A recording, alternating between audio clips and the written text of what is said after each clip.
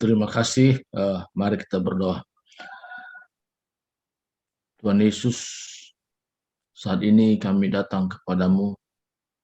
Kami merindukan agar firman-Mu menjadi pedoman dalam seluruh kehidupan kami, sehingga tindakan kami semuanya oleh karena Tuhan sendiri yang mengendalikan. Terima kasih Tuhan, pengurapan-Mu turun atas kami, buat hamba-Mu dan buat kami yang mendengarkannya. Dalam nama Kristus, kami sudah berdoa. Siapkan hati kami kepada firman-Mu. Amin. Ya, saudaraku kasih Tuhan, kemarin kita sudah berbicara tentang kasih karunia Allah, yaitu kita bisa diselamatkan semata-mata karena kasih karunia Allah.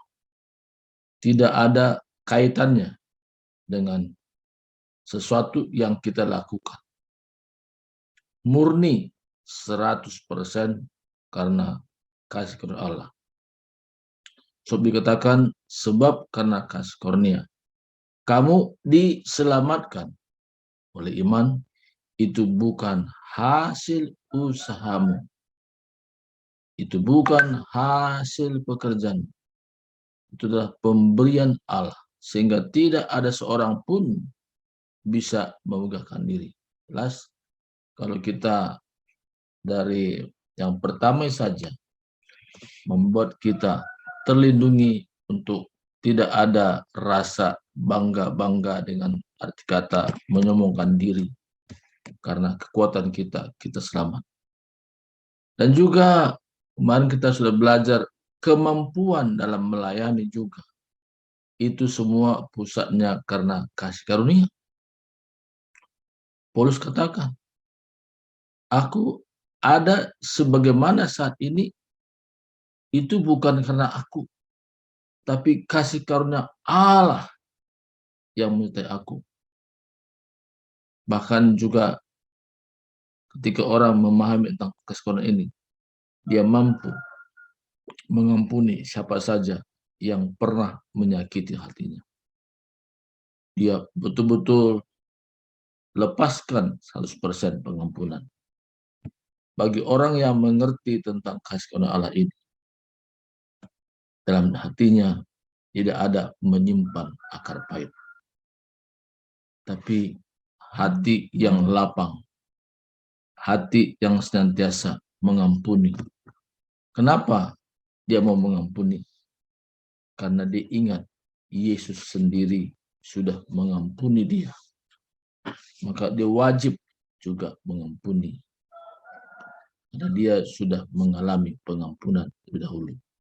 Jadi kalau ada orang sulit mengampuni, kadang-kadang bisa saya berpikir bahwa orang ini jangan-jangan dia belum merasa diampuni oleh Yesus. Karena Yesus terlebih dahulu mengampuni setiap dosa. Apakah disebut dengan kecil atau besar, Tuhan sudah ampuni. Saya baca ayatnya ini, ya. Bagaimana Tuhan mengampuni, ya, setiap orang, ya. Di dalam Efesus 4 katakan ayat 32. Tetapi hendaklah kamu ramah seorang terhadap yang lain, penuh kasih mesra dan saling mengampuni sebagaimana Allah di dalam Kristus telah mengampuni kamu. Jadi jelas sekali bahwa pengampunan ini Tuhan sudah kerjakan terlebih dahulu. Maka waktu Yesus disalib, waktu perkataannya sudah selesai, itu artinya proses pengampunan semua manusia lakukan sudah dikerjakan oleh Yesus di kayu salib 100%. Jadi setiap orang yang memandang kepada salib Kristus dan dia percaya apa yang Yesus lakukan di kayu salib, dia sudah sudah dapat pengampunan resmi 100%. Jadi kita yang ada pada saat ini, Tidak ada perasaan lagi bahwa kita masih orang berdosa. Karena Tuhan sudah menyelesaikan. Sehingga hidup yang kita hidupi sekarang ini hidup karena iman di dalam Yesus Kristus. Nah, iman kita ini dalam Kristus adalah menunjukkan bahwa kita dengan Yesus itu ada satu kesatuan. Bukan terpisah, seolah satu di sorga, satu di bumi. Tapi secara alam roh kita, bahwa kita sudah menyatu, ya, menyatu dengan Yesus. Maka dalam hidup kita sehari-hari, hidup yang senantiasa bersama Yesus. Jadi walaupun secara ya satu kegenapan nanti Yesus datang kedua kali itu adalah satu peristiwa, tetapi secara kehidupan sehari-hari Yesus tidak pernah biarkan kita. Yesus tidak pernah tinggalkan kita. Yesus senantiasa bersama dengan kita dalam setiap langkah kita lakukan. Betapa indahnya orang yang mengerti rahasia ini, sehingga hidupnya hidup dengan penuh damai, hidupnya penuh dengan ketentraman. Ini satu rahasia yang orang lain tidak tahu, karena tidak dibukakan kepada orang tersebut. Tapi kita hari ini dibukakan rahasia ini, bahwa hidup damai sejahtera itu bukan karena harta duniawi, bukan karena apa yang kita miliki, tapi hidup damai sejahtera itu karena kita sudah diperdamaikan. Kita tidak ada lagi perseteruan dengan Tuhan, karena Yesus sudah mengerjakannya. Bahkan fungsi kasih karunia membuat kita menjadi orang-orang khusus, dipanggil dalam sebuah pelayanan. Jadi beda dengan artinya bakat, beda dengan karunia. Beda di mana? Kalau bakat itu yaitu yang kita bawa dari lahir. Memang kita punya bakat di situ. Nah, tapi ada sesuatu yang kita minta kepada Tuhan dalam doa. Permintaan kita supaya Tuhan berikan kita karunia dalam pelayanan tertentu. Ketika itu diberikan itu kepada kita, kita bisa secara spesifik dan luar biasa pemakaian Tuhan. Saya baca ayatnya dan kita bisa simak. Efesus pasal 3 katakan di sini. Ayat yang ke-9. Dan untuk menyatakan apa isinya tugas penyelenggaraan rahasia yang telah berabad tersembunyi dalam Allah yang menciptakan segala sesuatu. Ya. Supaya sekarang jemaat diberikan berbagai rahmat Allah kepada pemerintah-pemerintah dan penguasa-penguasa. Jadi saudaraku, di mana Tuhan berikan kita pada suatu pelayanan, ya, pelayanan yang secara spesifik. Kenapa? Karena melalui kasih karunia ada tugas-tugas yang Tuhan berikan. Jadi kita ini ibarat dokter rohani, dokter secara khusus. Kalau di sini ada teman kita, ya, Pendeta Indiana Simalangu, dia khusus dipanggil Tuhan untuk anak-anak. Itu oleh karena dia betul-betul merindukan kepada pelayan anak. Dan Tuhan berikan pada hal itu. Ini luar biasanya kasih karunia ini. Dan Tuhan berikan kepada setiap orang. Makanya di tempat ini kita yang ada, kita berdoa secara khusus. Masing-masing kita berdoa.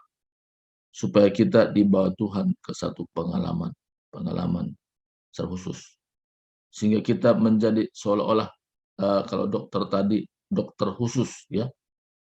Jadi bukan biasa-biasa. Seringkali orang berkata begini, aduh kita ini orang biasa saja. Tapi kalau orang itu memahami karena Yesus itu luar biasa, maka semua pengikutnya menjadi luar biasa. Luar biasa. Di mana luar biasa? Pengikut Yesus itu dibawakan satu pengalaman-pengalaman dan melayani secara khusus, dan dia tidak ada keinginan jadi seperti orang lain, tapi jadilah seperti dirinya sendiri. Be yourself. Nah, ini luar biasa, saudara. Saya sebagai pribadi, saya tidak pernah merindukan seperti orang lain, tapi jadilah seperti diri saya sendiri. Bagaimana Tuhan panggil, saya melayani, dan saya berdoa, Tuhan pimpin hidup saya ke arah yang dimana Tuhan juga berikan saya. Dan saya juga sukacita di dalamnya. Ada sukacita, jadi bukan satu keterpaksaan, tapi sukacita yang luar biasa di dalam panggilan Tuhan. Maka setiap orang yang melayani, berbagian di dalam pelayanan, pasti ada sukacita yang dialami. Kalau nggak ada sukacita, itu nggak berlanjut. Hanya semangat sebentar, terus tidak berlanjut. Nah, salah satu panggilan Tuhan, ya, yang Tuhan berikan kepada saya, yaitu menjadi seorang guru. Gurunya apa? Guru untuk menjelaskan bagaimana tentang Yesus itu dari kematiannya sampai dia naik ke surga, sampai dia punya nubuatan, dia akan datang kembali. Dan itu bagian yang Tuhan taruh dalam hati saya. Dan disitulah panggilan yang Tuhan berikan. Saya tidak berbicara tentang yang lain-lain, tapi hidup berpusat kepada Yesus Kristus. Ketika orang menyadari tentang itu, hidupnya akan tenang, hidupnya akan damai. Adapun masalah, dia memandang masalah itu bukan masalah besar, karena Yesus jauh lebih besar daripada masalah kita. Dan inilah yang menjadi bagian kita, sehingga kita kuat dari hari ke hari. Tidak ada karena kekuatan diri sendiri, tetapi kekuatan Tuhan yang melimpah atas kita. Kalau kita kembali dalam Efesus pasal yang pertama itu, ayat 7 katakan, sebab di dalam Dia dan oleh darahnya kita beroleh penebusan, yaitu pengampunan dosa menurut kekayaan kasih karunia-Nya. So, di dalam Yesus dan oleh darahnya. Jadi kita bisa terlepas daripada dosa oleh karena darah Kristus yang sudah tercurah di kayu salib. Itulah darah yang mahal. Darah yang dimana darah yang suci. Tanpa penumpahan darah Yesus di kayu salib, tidak ada keselamatan. Jadi penumpahan darah di Bukit Golgota itu adalah sebagai sarana kita ditebus. Dan kita ditebus bukan 50%, seolah-olah ada bagian Tuhan, ada bagian kita. Tidak. Maka kalau ada orang sudah ditebus tapi merasa berdosa lagi, saya pikir jangan-jangan dia belum percaya tentang apa yang Yesus lakukan di kayu salib. Kalau dia percaya, dia tidak berpikir bahwa dia orang berdosa.